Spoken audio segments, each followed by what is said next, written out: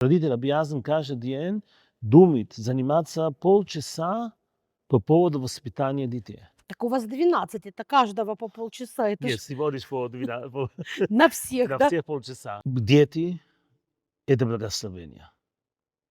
Это заботы, это работает, это труд, но это благословение. Но что получается? Главный элемент на воспитание – это любовь. Надо любить детей. И нам надо понять, что дети, Бог нас доверял с ними. Это не наш предмет. Не нам они принадлежат, именно что мы Принадлежит- должны командовать Правильно. ими, да. Мы должны их воспитывать.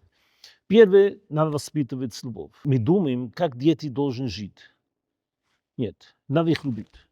И принимать, как они есть. Что значит воспитание? Если касается, например, еврейской веры. В первую очередь, что дети любили Всевышнего, любили ходить в синагогу, праздники. Иудаизм должен быть интересно, должен быть что-то, которое дети ждут, это призы, подарки, с любовью и так далее. Но самое главное, и здесь самый тяжелый момент, родители должен быть пример поведения. Они смотрят, как мама говорит с папой, как папа уважает или любит маму или нет. Вот здесь это где требуется наша работа, наш труд. Поэтому надо любить детей. Надо Работать над собой. над собой, точно. Не надо сразу реагировать на все. Мы не судьи дома, мы родители.